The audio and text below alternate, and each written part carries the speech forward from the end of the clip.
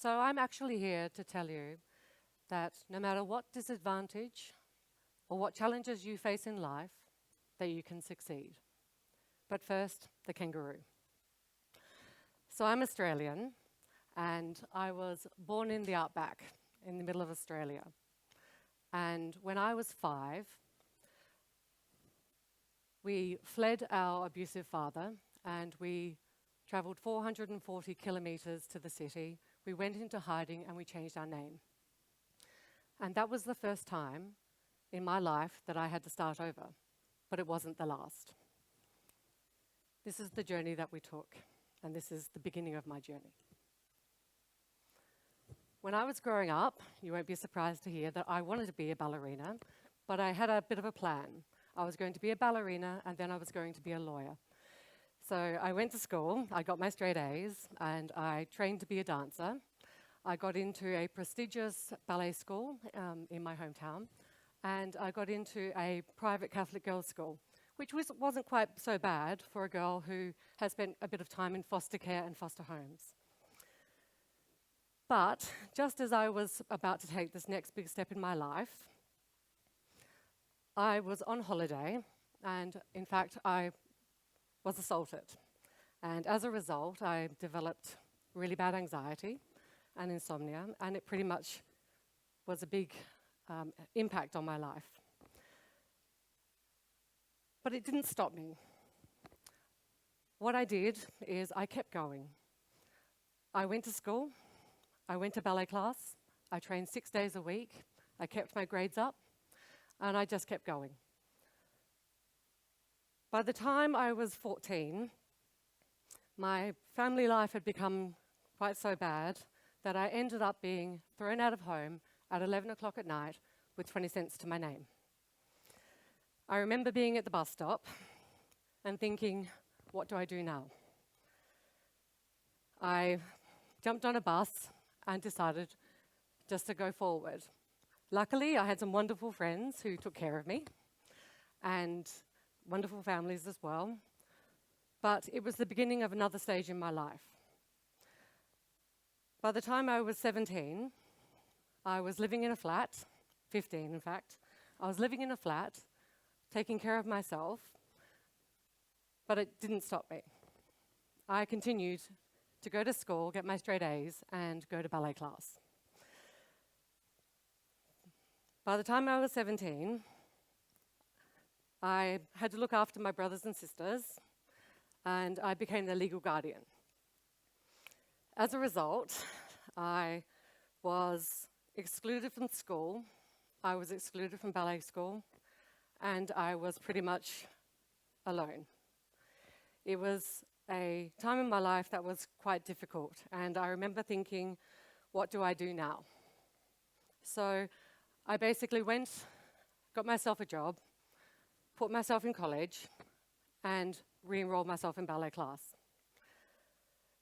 But unfortunately, as you won't be surprised, it was very difficult, and we didn't have very much money because I was looking after my brothers and sisters. And I remember being at sort of looking at the clock at midnight, and we used to just wait until the sort of government money landed so that we could go down to the petrol station that was open at 24 hours a day to get some food. I was pretty alone, and I was wondering, what do I do?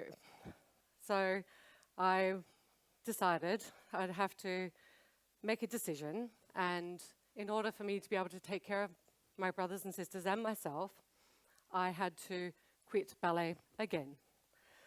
I went and got a proper job at a law firm because that was part of my dream. So I thought, one part of my dream is over, I will pursue the next part of my dream. So I went and got a job at this lovely law firm, and that's when I decided to launch my very first dance business.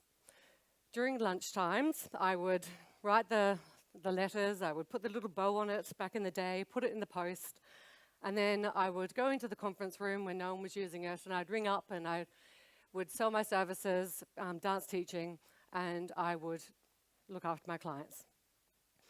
But it didn't last, as you won't be surprised. It was all very difficult, and I basically had to start again. So I decided then to move to London. I bought a one-way ticket and I came to London with £800 to my name and found myself sleeping on the floor of a friend of a friend's place. Like a good Australian backpacker, that's what we're supposed to do, so that was fine.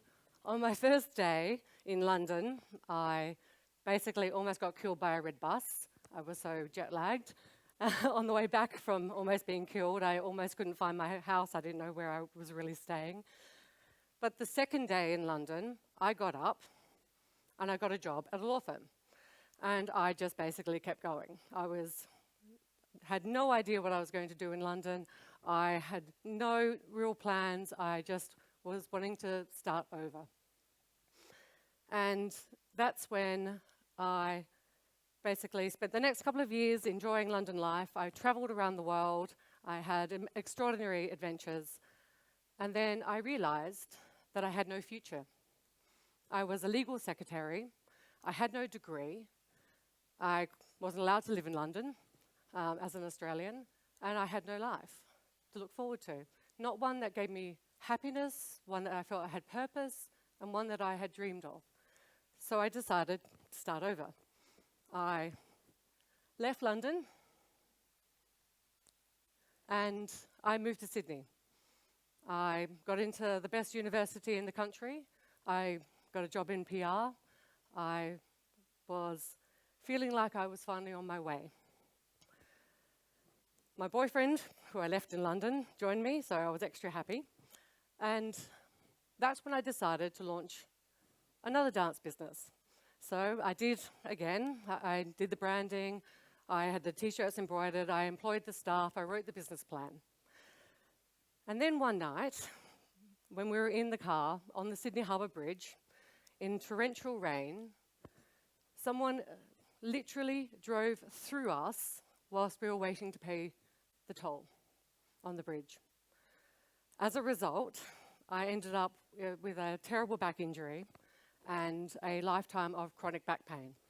The injuries were so bad that most of the time I was in excruciating agony, and my boyfriend had to pick me up and put me back on my feet. So literally this car sideswiped my life and sideswiped my dreams. I had travelled so far and felt like I was on my way, and here I was, laying on the ground in screaming pain. I remember going to the hospital for rehabilitation and going to the pain management clinic, and they called me into the office and they said, "I'm really sorry, but you have failed the program." And I was like, "Why have I failed the program?" And they said, "Because you refuse to accept the limitations of your life, and you refuse to accept that you will never have a career full-time, and that until you lower your expectations out of life, you will not be happy." And we had quite the argument. I was emphatic that I would not be defined by somebody else's view of what my life was going to be. I could not believe that I was being told at the young age of 20-something that I was never going to be able to have a career, to fulfill my dreams, and that the only way to be happy was to accept it. So I left with another failure under my belt, which was quite something. And then I decided to start again. And that's when I moved to London. Everyone loves a good cat.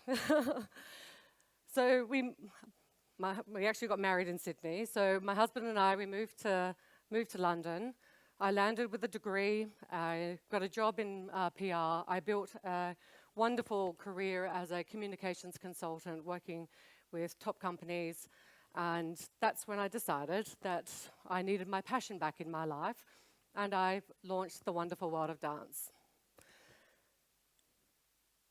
It happened all really quite quickly, but one day I was at work and I just started a blog, and all of a sudden I had, within a couple of months, 100,000 followers on Facebook, and people wanted to work with me and write for me, and it was growing fantastically, and I was finally feeling like, again, I was getting somewhere in my life.